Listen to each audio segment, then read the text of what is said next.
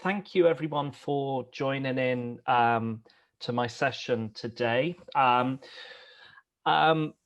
Just to give you a bit of context about myself, I've been an English language teacher now for almost up towards 15 years, and I've been teaching in 3 countries, experienced in 3 countries such as South Korea, Romania, and currently I'm teaching in the UK for the University of Sussex as a language tutor.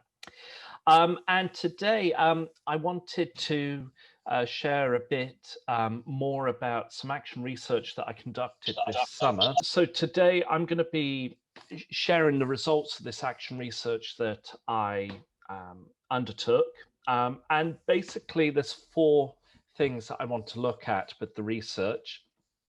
The sort of challenges teachers encountered when they were teaching remotely, the approaches that they undertook to tackle these challenges, the skills required for an online remote teacher, and then the sort of advice that these participants would recommend other teachers to consider when they're first considering online tutoring or remote teaching. Okay. And then the final part of the session is really tips and practical advice that you can incorporate and take away with you to deliver successful online lessons. Okay. And then the final section, any questions that you may have. And then if I could, any questions that you have or any questions that you think of, please put it in the chat, and then we'll deal with it at the end of the session. That would be great. Okay. All right. So let's start. So the context of my remote teaching this summer was that I had to prepare international students for their academic studies in the UK. Traditionally, there was a 10-week course for students or a 5-week course, depending on their level and ability with English. And the 10-week or 5-week face-to-face course was delivered in the summer in preparation for students starting in their at the start of their academic term for September, October.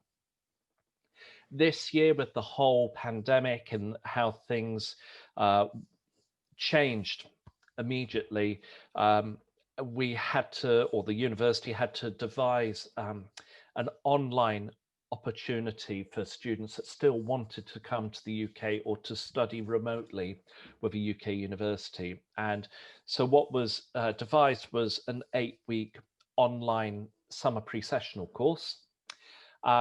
And Zoom was used for synchronous catch-up sessions, individual tutorials with students, seminar discussions, and live speaking assessments. There was quite a lot of self-study, asynchronous self-study activities for students to complete. And the university that I'm involved with use a platform called Canvas. It's like the VLE, virtual learning environment. And the Canvas is very similar to other VLEs and that are out there. And this platform was used, as I mentioned, for students to access self-study activities in preparation for their live sessions. Assessments like reading, writing, and listening, and then any class announcements that the tutors had to share with their group. And I would say maybe 70% was asynchronous self-study and 30% was live catch-up sessions. And obviously it might not seem quite a lot, 70% self-study and 30% live tutoring. But there's a lot going on behind the scenes with emails and, liaising with students and ensuring students are on task. using other asynchronous matters such as emails and that sort of thing. There was also a platform for staff to access, and we used MS Teams for staff communication.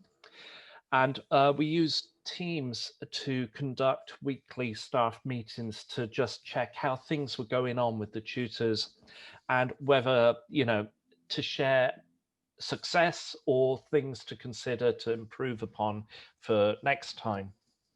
And that was our setup. That was our context for remote teaching. And all tutors were based in the UK, and students worked on the UK timing system, and students were around the world, so the Middle East, Southeast Asia, and South America as well. Okay. Now, on to the action research that I conducted.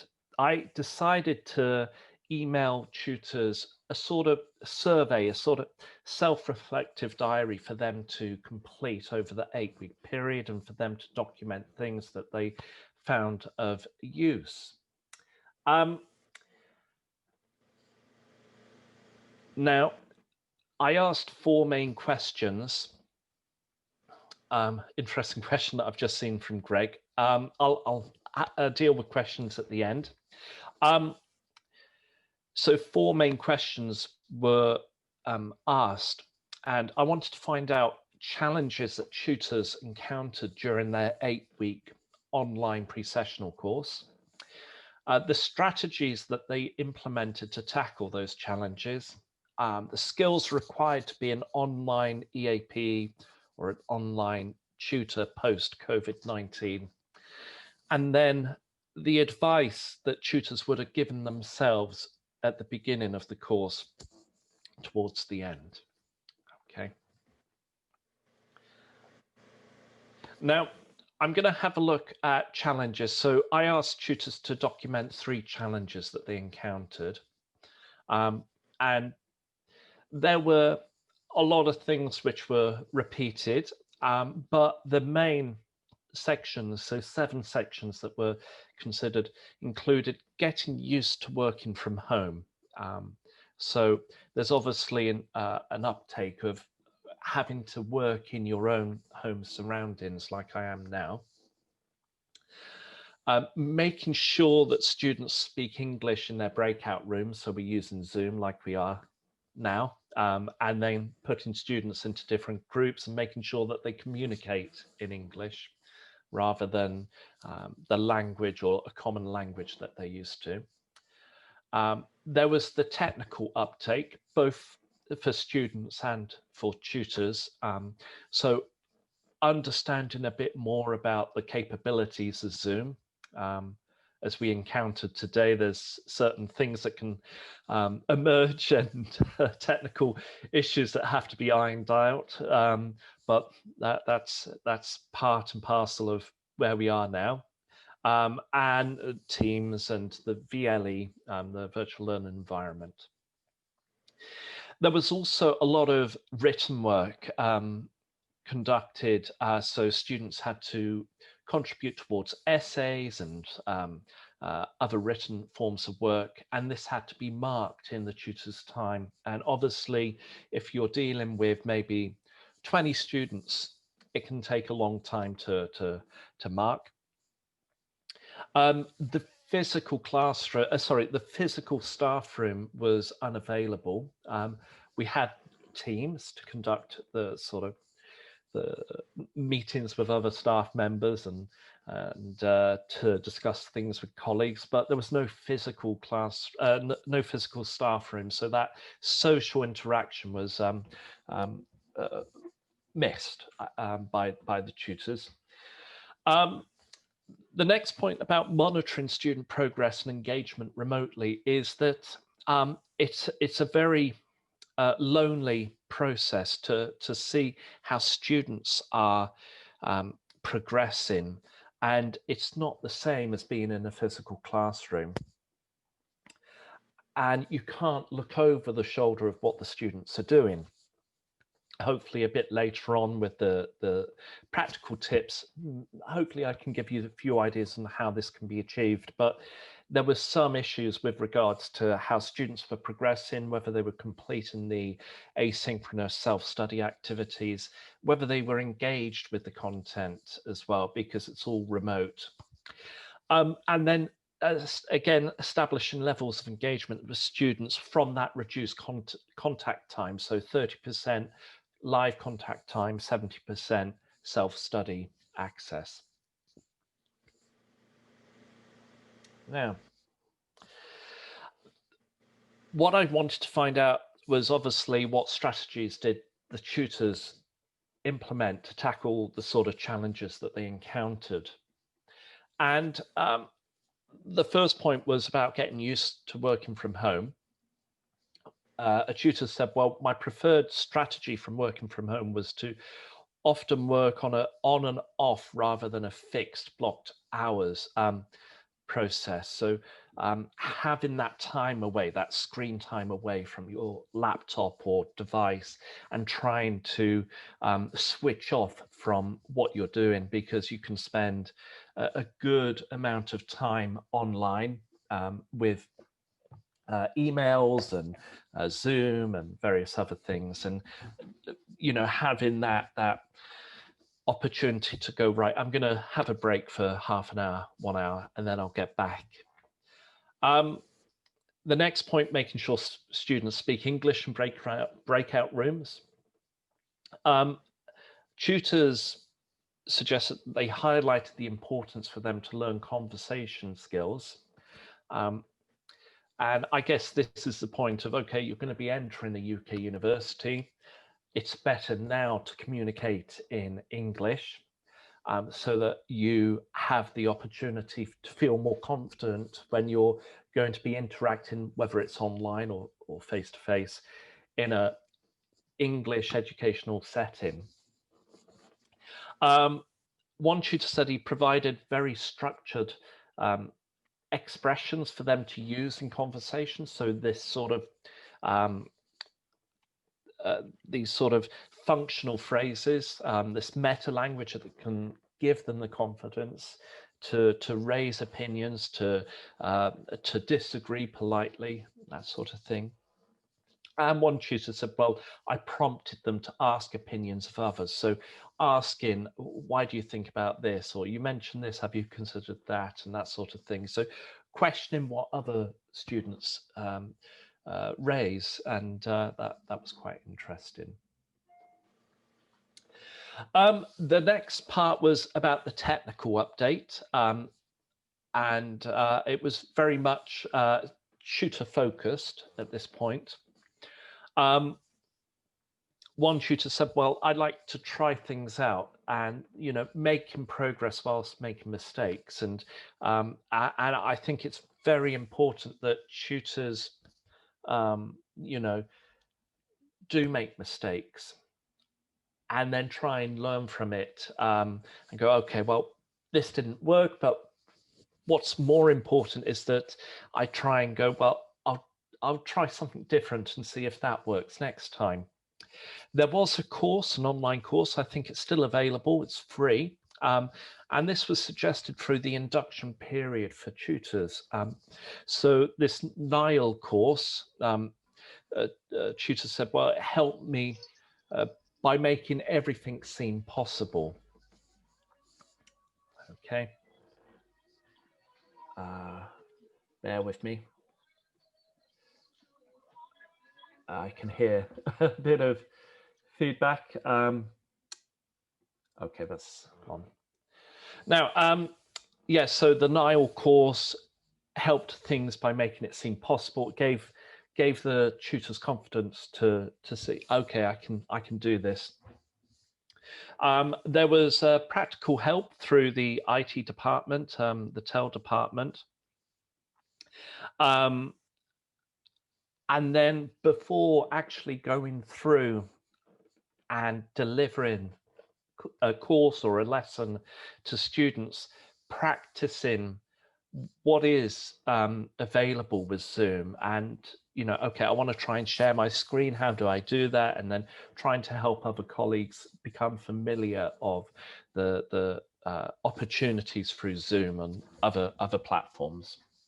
And then this also linked in with the support. So more technical colleagues were trying to help the less technical savvy colleagues. And I think this tutor to tutor support is very, very important. Otherwise, it's um, very remote, very lonely, and not very helpful for everyone. With regards to the amount of written work, a tutor said, well, spreading this made the task less onerous and more manageable. A staff room unavailable and colleague discussions limited. A tutor said, well, I made sure that I attended the weekly staff meetings on Teams. Some colleagues created a sort of mini support bubble through WhatsApp and that sort of thing, and they messaged 2 or 3 other colleagues so that they can have that interaction that's usually common in a staff room. Monitoring progress and engagement remotely and establishing levels of engagement. Tutors said, well, sending out comprehensive reminders and reviews. So reminders of what's going to be happening next week and reviews of what we've been doing. Tutorials were useful to check whether students were performing in breakout rooms and whether it was suggesting whether they were coasting, doing the bare minimum and not really doing the whole course. And it was quite interesting, that point. So I think in an online environment that tutorials are a very important process to establish that one-to-one individual rapport and to give guidance to students who need just reminding, okay, you need to consider this, you need to incorporate this next time. And also doing the course themselves. So tutors, and myself included, completed activities so we could assess whether students had done the sessions, the self-study activities, or whether they were just, whether students weren't really engaging or reacting to the course. Okay. Now, the next question of the research was about the skills required for online tutor. And I think this is suitable either for EAP tutors, English for academic purposes, or for general English tutors. And one of the biggest ones was decent computer skills. And one tutor said, well, I don't mean just the Zoom technology that we're using, but more basic things. So, how to use a word processor, how to copy and paste, and all these small things that seem obvious for many more technical savvy tutors. The skill of giving students confidence to speak in an online class and answer questions in front of others. And I think this is an interesting point because obviously within an interactive environment online, there's going to be a lot of silent time. And I think it's very important for tutors to just give that space so that the students build up that confidence of, okay, well, no one's going to fill in the space. The tutor's not going to fill in the space. So let's see if we can contribute each other. And yeah, I think that's very important. And Martin, may I Yeah. interrupt just briefly? Going back to the point just a moment ago, decent computer skills, was that solely for the tutors, or did they feel like the students also, maybe you're going to address that soon, or was it equally students and tutors, or was it just the tutors? I think for tutors themselves, it was getting familiar with different types of technology. For the Okay. students, it was ensuring that students had access to what was expected of them. So, a decent internet connection. And a lot of the students were able to deal with the technology in their environment. But what was telling was that some students used their phones to engage with their Zoom sessions and with their Right. headphones on. But what was urged, what was highly recommended, or what students must do, I guess, if I'm going to be very direct, is that they need a very quiet environment. They Mm, need a place where they can focus and interact. And I think it was more about the accessibility with students rather than the technical issues. okay. But so Yeah. just for the clarification there, that you're primarily focused on the tutors. That was who the interviews were with, and Yes. that Yeah. this. Okay. Thank Yeah. you. You're welcome. All right. Thank you. All right. The next part, adaptability, empathy, and compassion. So tutor to student, adaptability, adapting to changing circumstances and seeing how things went, empathy towards other tutors, empathy towards students, um, and then a greater emphasis on IT skills, making use of your own initiative in ways of presenting material. So how could you present the same thing differently, and is there different ways that you could engage students that way? Um, with regards to tutors, and I suppose in context to some students that were working with different time zones, um, for tutors, it was dealing with these time zones and also giving yourself a break when things become a bit too much, because using technology and live sessions can feel very, very draining. Um, a tutor mentioned the imagination to put yourself in the shoes of some rather lost feeling students, and how would the students feel with this course, or how would the students feel with this lesson or activity, and is there something that I can do to make them feel a bit more part of a group or a class, albeit remotely. Logistics, organization, and planning are all more important than ever. So, having to work a few days ahead and to plan, okay, well, next week I'm going to do this on this day, and then this on this day, and this on another day. I think having to think ahead and having to think about what you've done and to react to what students were required or what they needed is a lot more important now remotely. The next part was advice. So tutors, what advice they would have given themselves at the beginning of the course. And one tutor said, you'll get used to the technology. So it might feel a bit overwhelming initially, but keep going. You'll get used to the technology. I like the next point. So sharing with your students the fact that this is a new way of working and it's not possible for you to suddenly know absolutely everything. Teaching more content in live catch-up sessions. So trying to reiterate or trying to repeat what trying to connect what students have studied in their own self-study sessions and to review it in live sessions. Um, and this particular teacher said, well, to try and focus more on the writing skills and the grammatical accuracy was uh, particularly important. Ask the students to come to class with a question in mind. Um,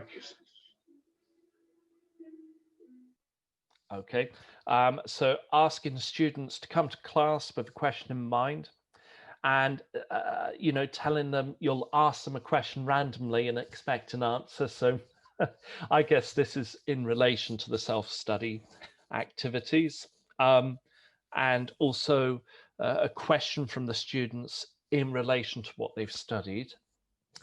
One thing about working remotely is that you have that autonomy, you have that distance from the institute or the school or um, uh, that you're working with, and you're in your own room. So you have a certain level of autonomy, particularly with sessions that you want to catch up with the students, and trying to encourage students to enjoy or to have that autonomy too. And the other point, allowing extra time. So things that you plan to have been completed online usually take a bit longer than what you expect. So that was quite an interesting point.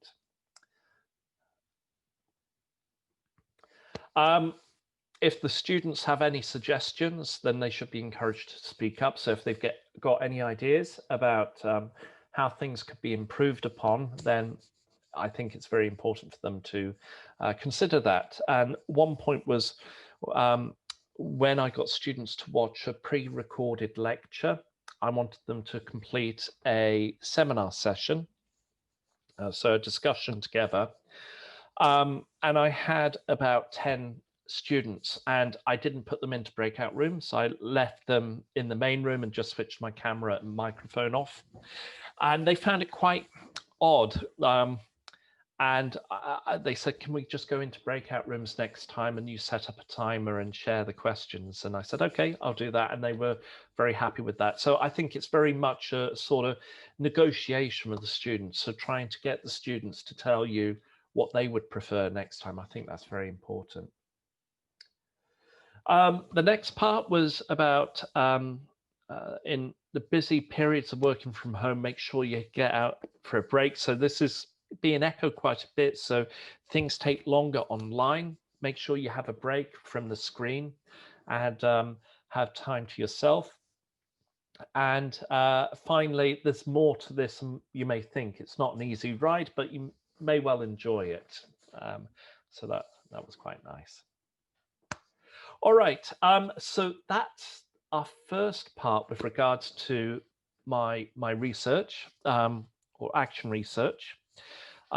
Again, please add in questions during the session, and I'll have a look at any questions that you write down at the end. Okay.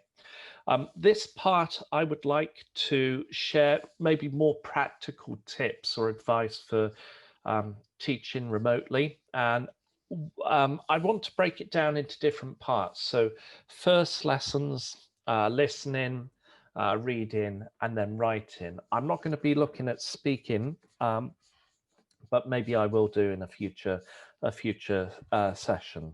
Okay, and so this part I want to have a look at first lessons. So the first thing, as many teachers have used, the find someone who.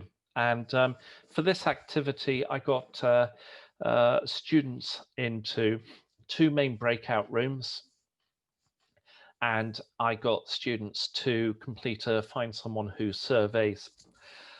You could either get the students to do it before they join the live session, and so that they have to negotiate themselves either via email or meeting up in their own time online.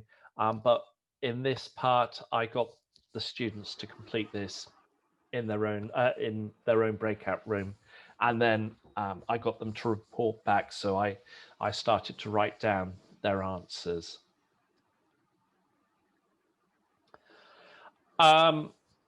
Another thing that I got students to do was to complete a pre-recorded introduction. So I recorded my own introduction via video. I uploaded it to the VLE, and then I got students to respond by uploading their own introduction, either by video, audio, and some of them wrote out their own introduction as well. And then what you can do based on what the students have contributed, you can then make a quiz based on their videos, audio, or their writing. and to quiz all the students on how much they remember from the VLE's student or introduction. So that's another activity that you could incorporate. Another one that I've used, not on a virtual learning or online platform, was to share maybe in a physical classroom about hopes, fears, and expectations. And for students, I put them into small groups, or you could put them into small groups like 3 to 4 in a breakout room. Make sure they have access to Google Drive or OneNote based on their breakout room. And they need to make note of their hopes, the hopes of the course, what they hope to achieve. Any fears about the course or content, expectations of students, what they're going to be expecting in their groups, and what the expectations of the teacher are. And then it's quite nice for students to report back. And so after about 15 minutes or so, the students can report back about their own hopes, fears, and expectations. Okay. Now, with regards to listening, I've got a few tips here. And one thing that you could do is you could have an online classroom guest. So it could be a colleague, a friend, or someone, a family member, and they could join the session remotely. But before they join, you could tell students that they need to think of questions to ask this guest, this special person. And then they work out their questions and breakout rooms before the guest arrives. And then the guest is invited and joins remotely. And each group will ask questions and then make a note of what they hear from their special guest. And you could then extend it by getting students to complete a report based on the person who was invited. It's a common classroom activity, but it could be incorporated online very easily now. Another listening is you could get students to record a story or a topic before the class, and they can upload it to their VLE. And then based on what they have contributed, so each student contributes and uploads, you could prepare a list of comprehension questions before the class based on those stories.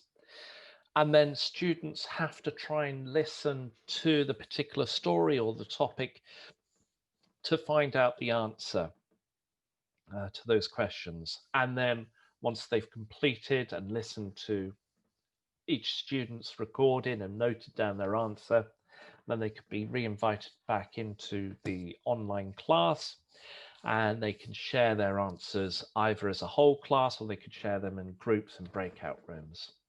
Okay.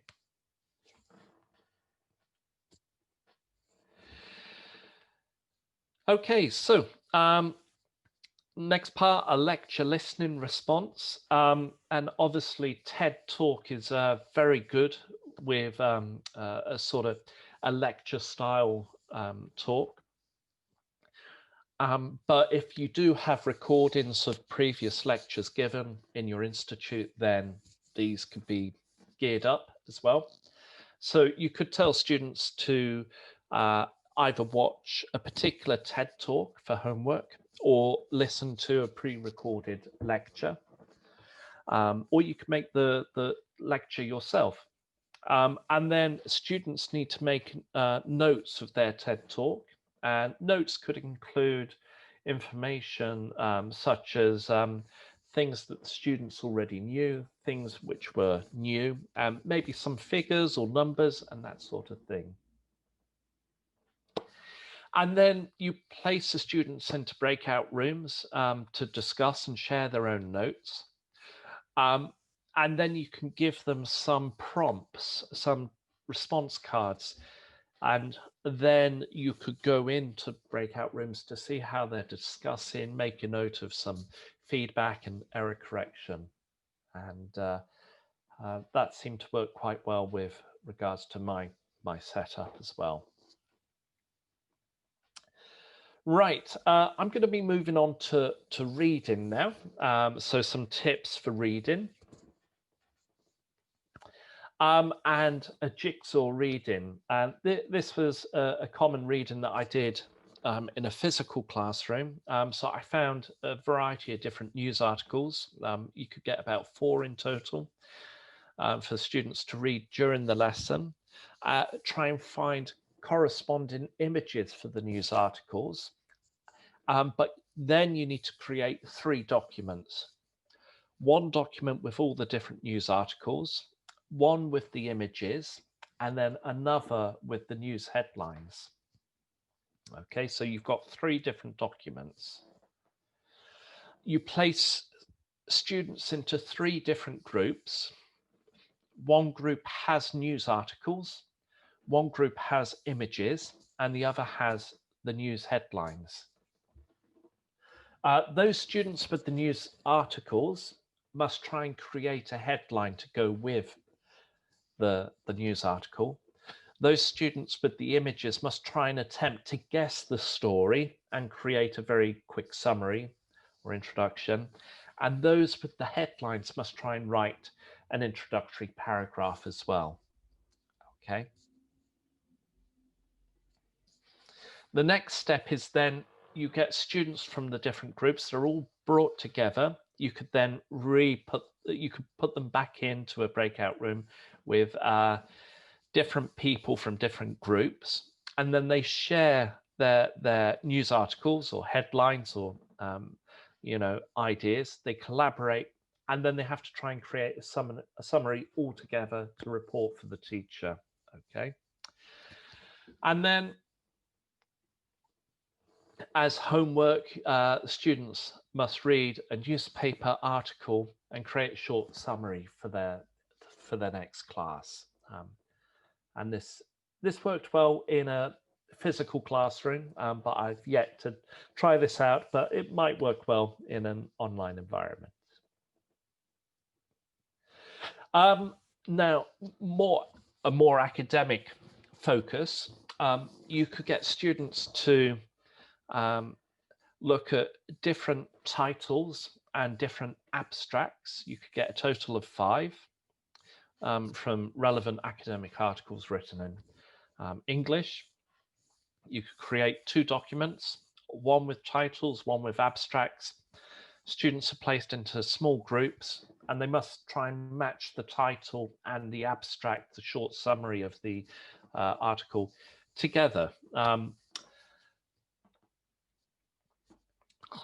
Jumbled articles, so a bit like getting an article or paragraph representing either the introduction, research, questions, etc. And you randomize it maybe in a Word document rather than cutting it up like in a physical environment. And students have to work together. They could either use OneNote, Google Drive, or their own Word platform and sharing the screen with each other. And they have to try and reorganize the paragraphs into order and then try and connect the headings to represent each paragraph. Critical reading. So again, a more academic focus. So you could introduce a variety of texts or websites for students to review for use with essays. And then students need to review the suitability of the text and report back to the class. And I've got a quick screenshot of one article or one document that I used. And then students can come back and they can share their own opinions about certain texts or websites that you've prepared. And you can either get the students to complete this in their own time, and then report back when you have that live session with the students.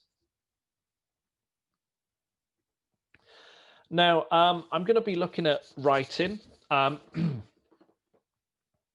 in terms of writing, you could get students to complete a reflective summary. So at the end of the class, tell learners that they need to write an individual summary of the lesson. You can ask them, what did you learn in class today that was new? What would you implement in the future? What would you like to learn in a future class? And then students can either submit their writing via email or through the virtual learning environment. There's collaborative writing, works very well with essays and other forms of documents, and tells students that they'll be working in their own breakout rooms on a single document together. And you could either use OneNote and give access to students on OneNote based on their breakout room. It just requires a bit of preparation, that side of things. And their text could be based on a report. So it could be looking at issues. So what makes a successful business person? Should we all become vegan? And what changes do our schools need? And that sort of thing. Then the students, as I mentioned, they're placed in the breakout rooms, maybe 2 or 3 students together. They produce a report in maybe 30, 45 minutes, provide the necessary structure if required. So you could give them the introductions, the pros, the cons, the conclusion. You can go into their breakout rooms or on their collaborative software, and then they can submit their contribution, and then you can give them feedback once you've received it. The next part, as with any text, you could get students to share their writing with one another. You could place students into pairs to share their first written draft of an essay report or something like that they've worked alone on. And then there's a sort of peer-to-peer review or peer-to-peer support going on. So students offer a sort of feedback or review of their partner's writing. And then once they've got some feedback or some support, then they can redraft it. And then you can have a review about, the added benefits of having someone else look at their writing to give them support when it's not in their first language.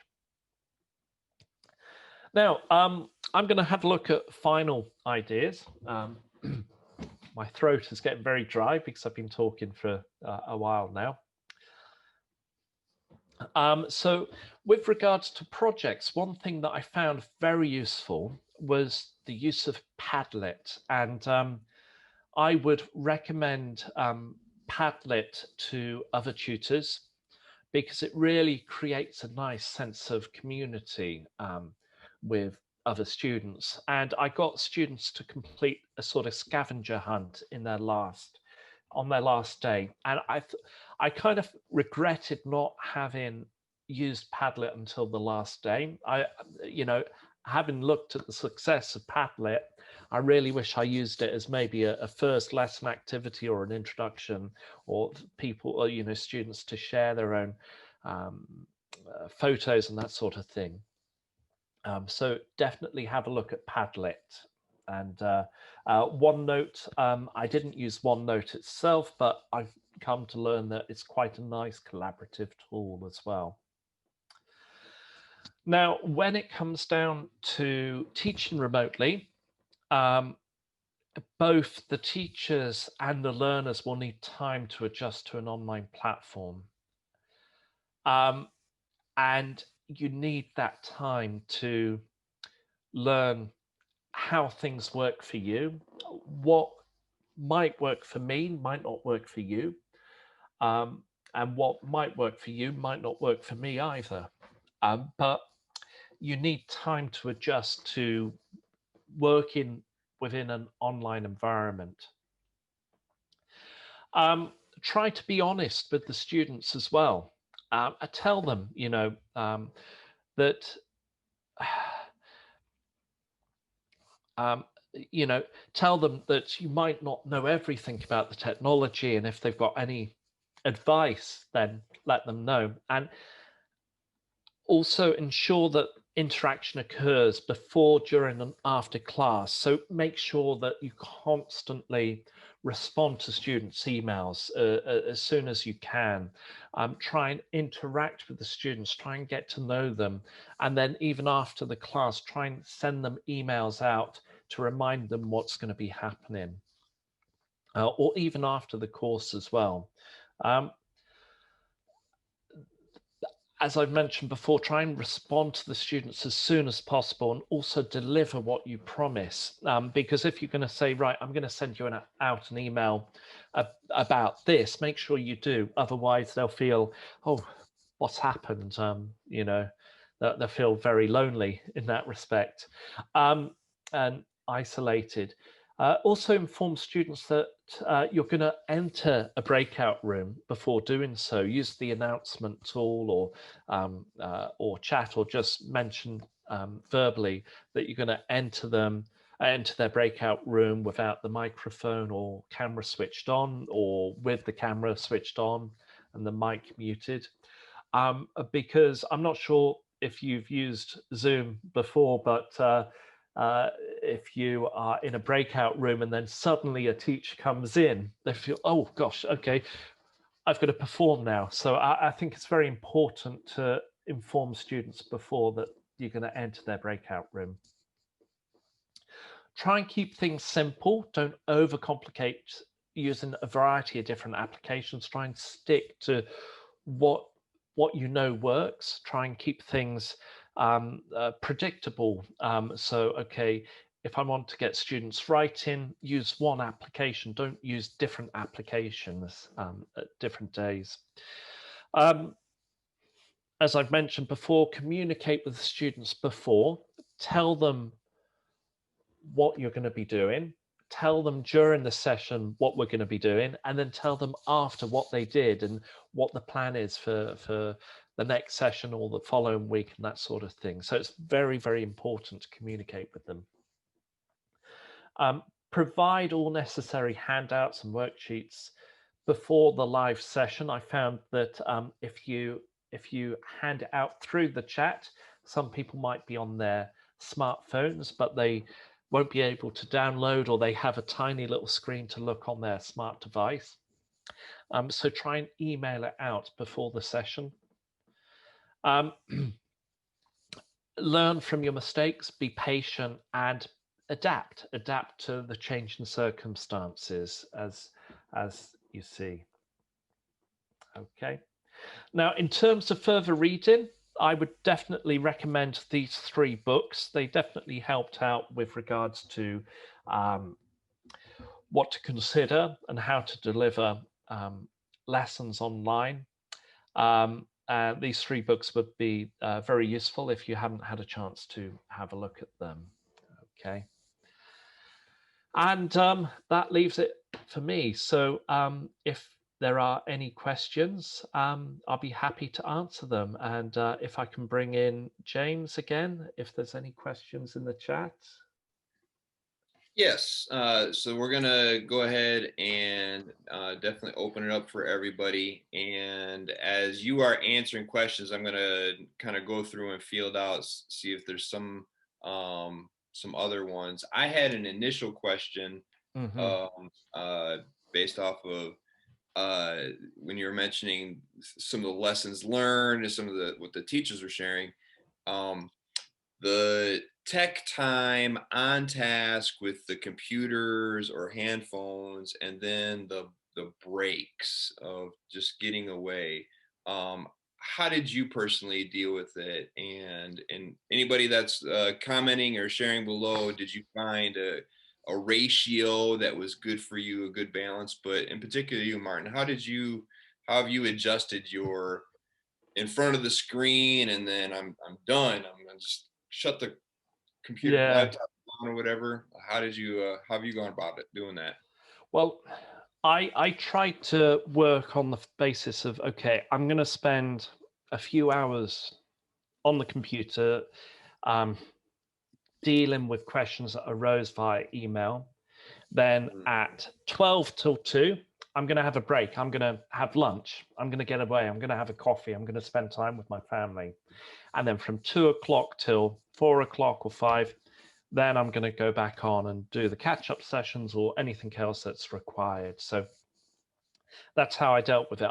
I made sure that I had a particular plan that the students could expect. So, okay, he's only going to be, his office hours are from here to here, and he's got a lunch break between this time. And that's what I did. And then you had to be very strict with yourself, or you could find yourself going, oh gosh, okay, another half an hour and I'll deal with that.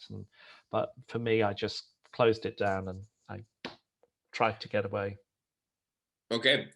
So how I can help you, I can go through, make sure that I grab the questions and kind of feed them to you, let you answer, then I'll go and grab the Mhm. next question. So like Greg started everything off back as far as this new word, bicronous. Have you heard that, or what do you think about that? Mm. Way to combine asynchronous and synchronous. Greg, do you want to maybe explain where you came across that, or if there's a context for that? No, I think it was just, in some reading somewhere, and it caught my attention. I think there are a few sort of new terms that are floating Mm. around as far as, mixing synchronous and asynchronous approaches. Yeah, it, it's a new term. I think the biggest, oh yeah, it's kind of a blended approach, isn't it?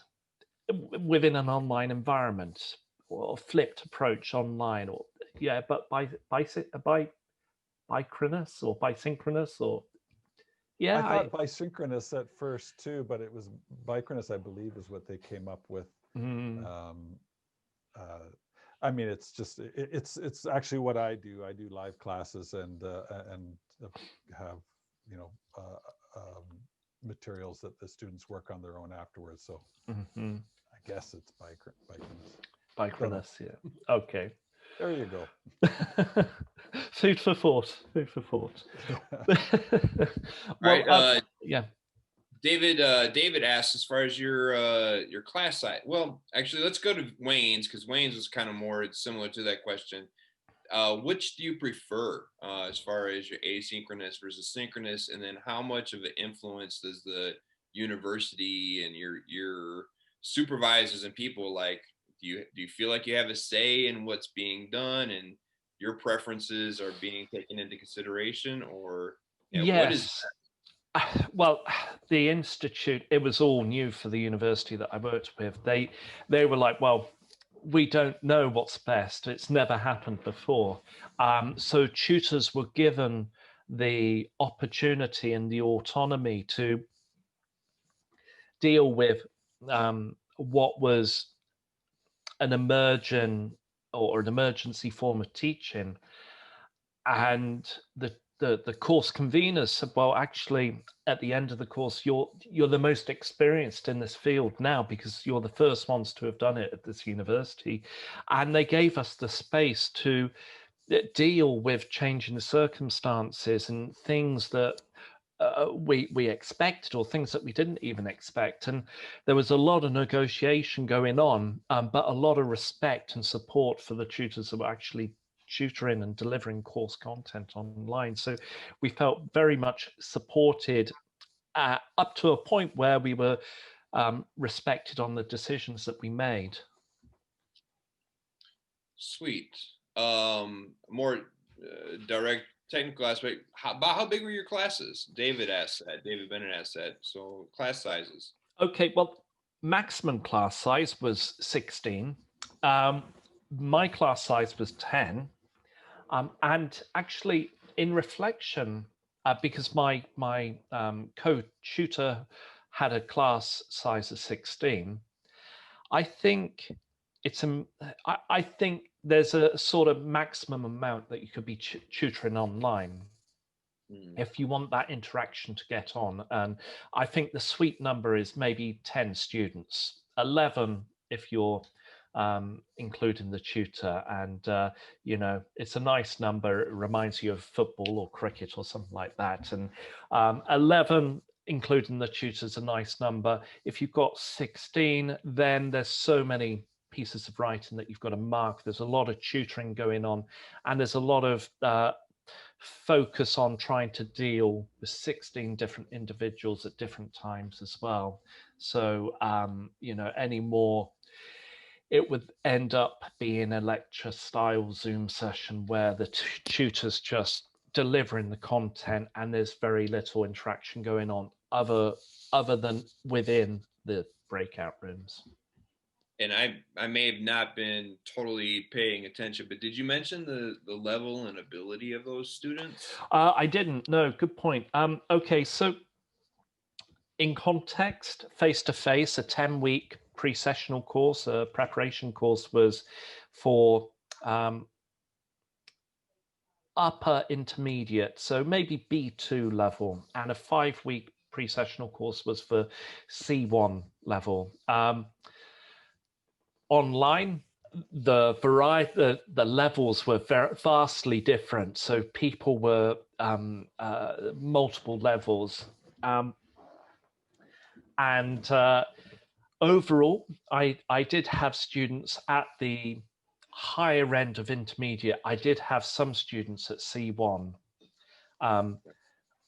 So level-wise online, it's vastly different to a face-to-face class where you can put students into a particular class based on their level. Right, because when you mentioned the TED Talk exercises, I was thinking in my personal situation that like my students wouldn't be able to handle TED Talk unless I gave them time to really review it, and they're probably going to watch it with Korean subtitles and a lot of other things too. But so the ability I had wondered about. We have a question about the features of Zoom. Which features do you wish that Zoom had that you haven't been able to utilize or use? I really wish there was a tool where all breakout rooms could be recorded so that I could access and review what students were discussing in their breakout rooms, because that would have been so useful instead of me going in unexpectedly at random times and then students reacting, oh gosh, the teacher say, okay, we've got to be on performance mode.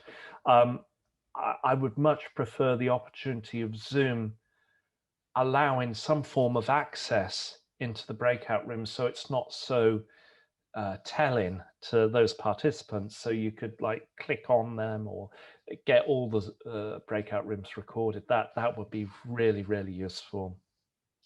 Yeah, I've considered having my a profile picture at the ready that where I can just put it like an all black profile picture and then just jump in there and then see what's going on. Yeah. Good. How about other questions and wonders from the crowd? There's certainly a bit more time left. I'm curious about the audience who is using what.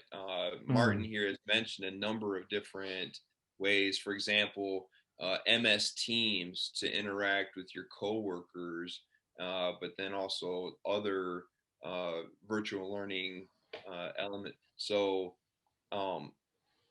that can make a big difference in how people interact with each other and how they're interacting with the students, and now you got multiple communication voices that are going on. Well, that actually leads into James mentioned a question. He said, what do you do to make sure that your tech is limited, I suppose limited in the context of not having too many different applications for students as well as teachers? And in terms of our Institute for Tutors, we had the VLE, we had the MS Teams, we had Zoom. Those were the three main applications that we used. And in that context, in that environment, it was limited to those three. But also, if you're going to be looking elsewhere once you've got those three elements, that environment fixed, and you want to invite something else, make sure that you stick with it rather than introducing different applications or different services every week. Otherwise, it would become a bit more confusing for student uptake. Right. Yeah, so the most I experimented with was with Padlet, and it seemed to work very, very well. It was very intuitive, and I would definitely use Padlet in the future for student collaboration with regards to a working document or a written document. Yeah. Because even as a traditional classroom, those elements were starting to be brought into the overall the pedagogy, the overall like teaching, learning, just Mm, that flow of experience. And now it's really a different world. You can't just expect to be able to get some of that.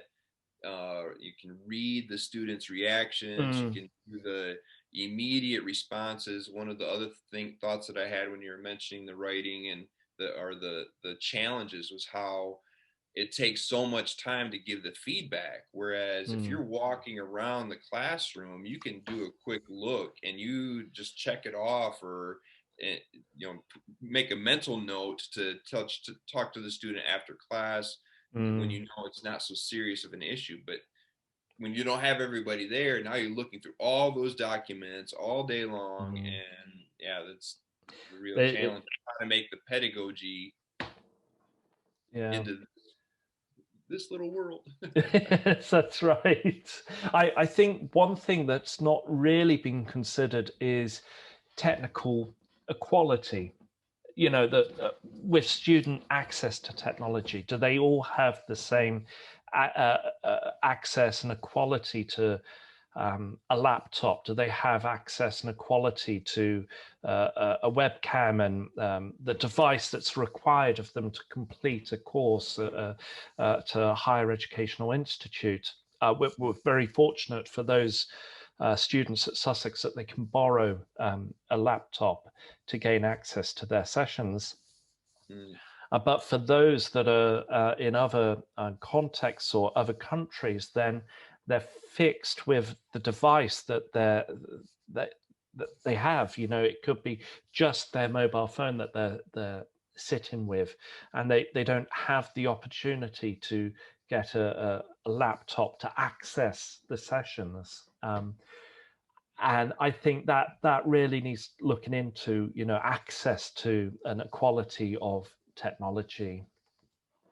yeah, I have the feeling that this is really kickstarting some of the discussions that were already happening with the fourth industrial revolution and a lot of other topics about how to make digital accessibility Mm, ubiquitous. And now you can have, and is it going to make the digital divide that much more of a gap, or is it really going to help mm.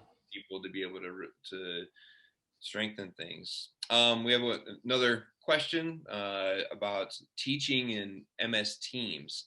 Now, did you do a bit of instruction, or was that all just coordinating with your colleagues? It was all coordinated with colleagues, and I've never taught with MS Teams. I've used it to share screen and to help other colleagues.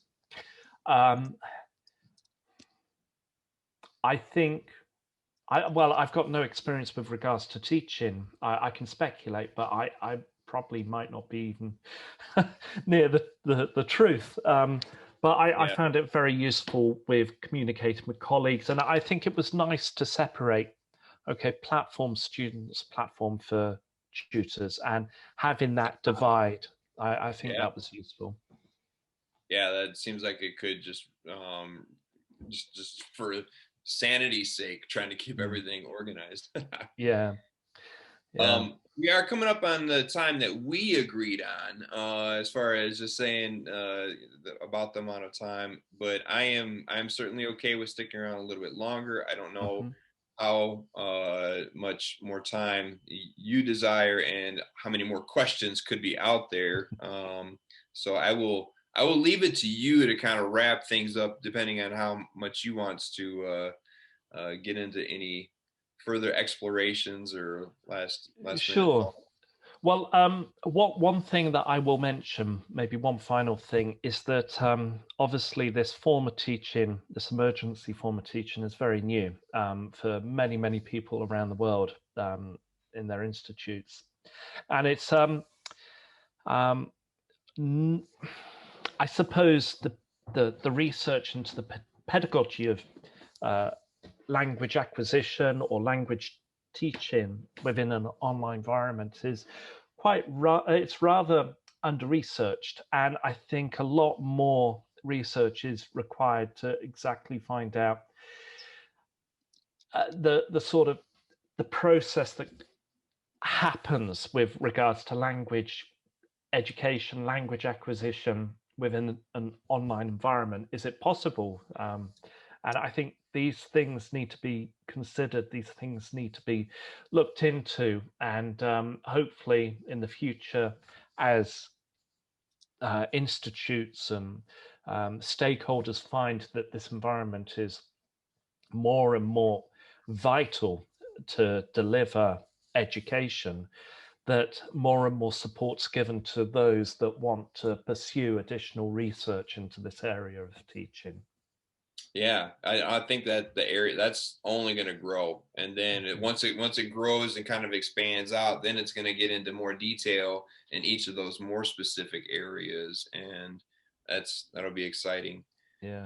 I do want to give everybody an opportunity to just to kind of feel free to leave. But again, if you want to stick around for a conversation, there was one more couple questions that were thrown Sure. in here. Are you okay, Martin? Yep, I'm fine. Yep. Great.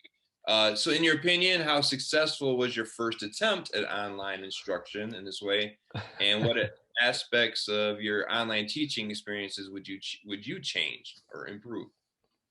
Well, my first attempt at online instruction within this environment was, well, I was very nervous, actually. I was very nervous with regards to delivering my first lesson, live session, to my 10 EAP students. I didn't know who they were. I just had their names, and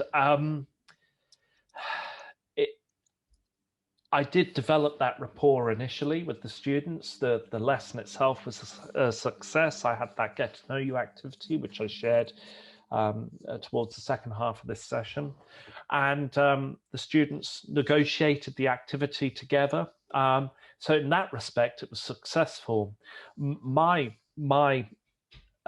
delivery of that, I guess, was successful. Any aspects that I would change or improve upon? I'm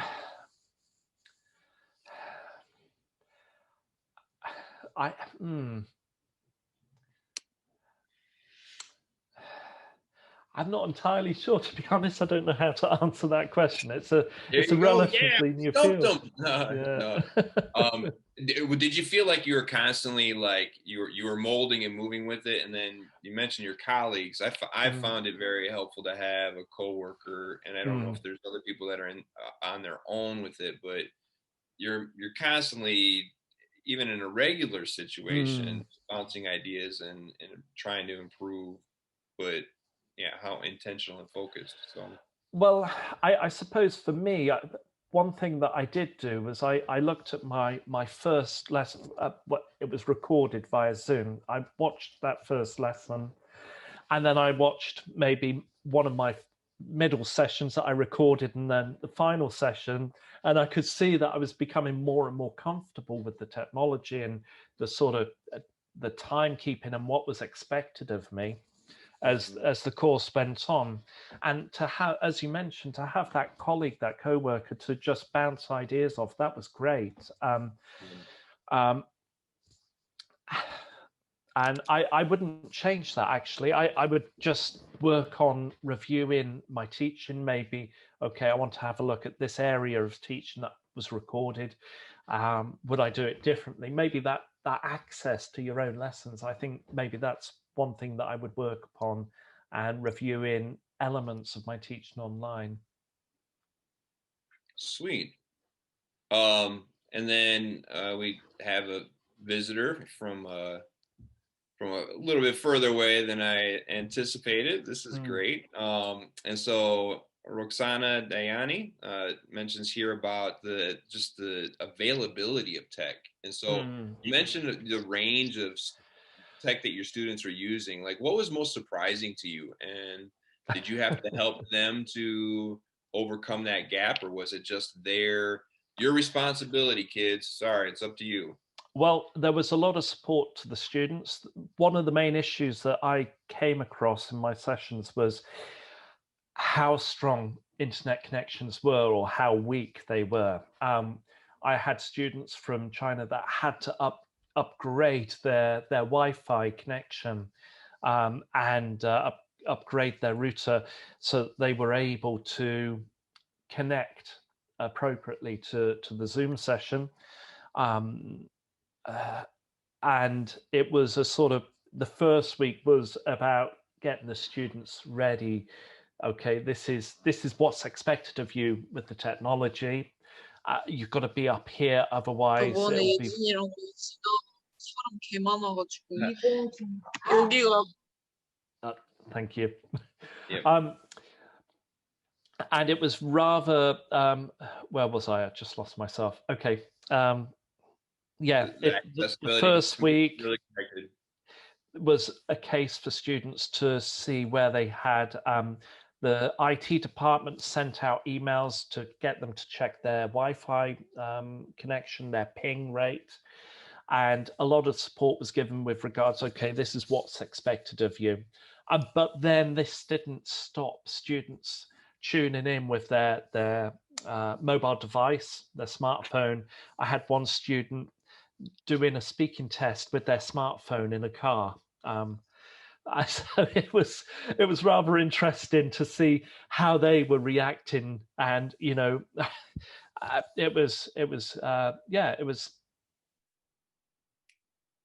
I'm single, don't have any kids, but some of the things that was pointed out was how, homes with 2 kids and maybe even 2 kids and a teacher, like the bandwidth, and now is everybody expected to be on at the same time? And one creative answer that I saw and read about in the States was how a community had loaded up a bus with a Wi-Fi apparatus, but then you had families driving their kids out in the parking lot, and they're doing their work with this bus Wi-Fi pushing out the signal. So there's it takes not only individual one-to-one possible answers and solutions, and just some people being able to offer a second-hand computer to a kid or whatever, and then also what's the strength of the signals at wherever they are at. Yeah, that's true. Gosh. Yeah. So I am going to ask one last time if there's any other thoughts, ideas, questions, or concerns. I personally could continue asking questions quite a long while, but I want to respect everybody's time, and especially yours. So, and if you have any thoughts or ideas about how we can further discuss this topic, or if there's topics that you want to hear, go ahead and put that into the chat room. Martin and I will have that as a text document to look at afterwards. But one last question I also have about for everybody: if there are any books and websites and things that you have found to be helpful during this time, please share that resource. We would love to hear some author names and some potential book titles that can be a shareable resource. Yeah. All I've right. just seen one final question that I'll answer. Books and websites do others suggest, especially with EAP? Maybe I could share that in a future blog post if that's all right, and I can share maybe resources for EAP tutors. Okay. Well, once again, thank you, Martin. We appreciate your time. And if you all haven't checked out Martin's website and the YouTube channel, go ahead and please do that. Thank you for your attendance and your being here as an audience. If you are interested in, there is a session that the Yongin chapter is put up for next weekend on the actual dates of the international conference. We're kind of having a replacement party. But if you want to check that out, please go ahead and go look at the Yongin Kotislo website. And for all of you all, thank you. Appreciate it. Yeah, thank you ever so much for the invitation, and thank you to Wayne, yourself, and Stuart and Patience for me finally trying to work out which room I was meant to be in. But yeah, thank you everybody. 감사합니다, 여러분, and take care. 수고하세요.